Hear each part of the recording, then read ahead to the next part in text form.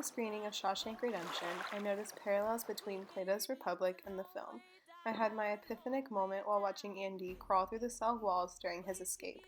I felt inspired to reach a seemingly impossible goal for the greater good.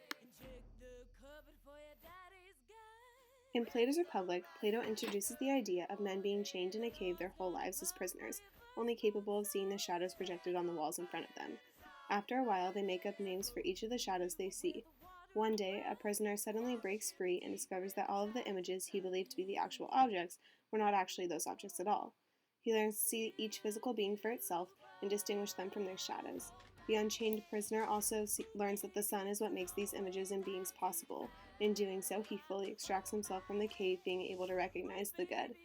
Brooks is a prime example of why people are hesitant to leave the comfort of the cave, because in the cave you are right and what you believe for the majority of your life is true.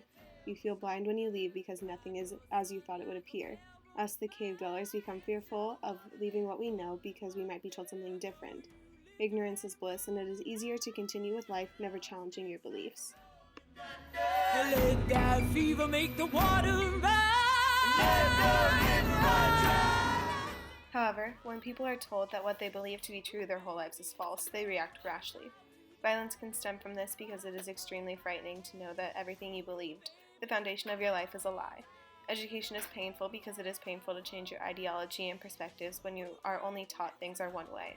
While Andy tries to help Tommy get his GED, Tommy reaches a breaking point in trying to educate himself and lashes out at his inability to understand the material and free himself from the cave.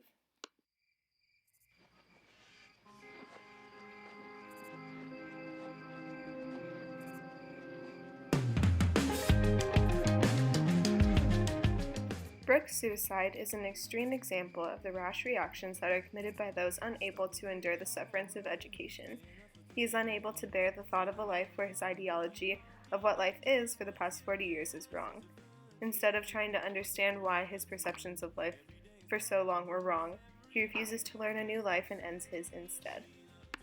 How did I get here?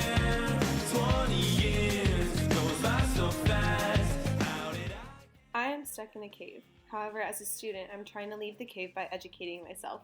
It is tiresome to constantly challenge and debate with yourself over your beliefs, but isn't it worth it if we can achieve something greater? Smiling out of fear, nothing really matters. These eyes have so much to see. She looked around. How did I get? Plato later introduces another analogy in the Republic called the divided line. The divided line is split into the visible and intelligible realms.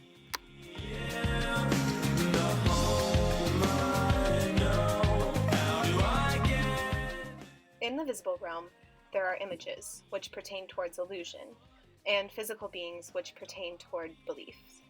In the intelligible realm, there are hypotheses, which pertain towards reasoning, and the forms, which pertain towards intelligence. The intelligible realm can only be entered through education. Once in the intelligible realm, we can strive towards achieving the good.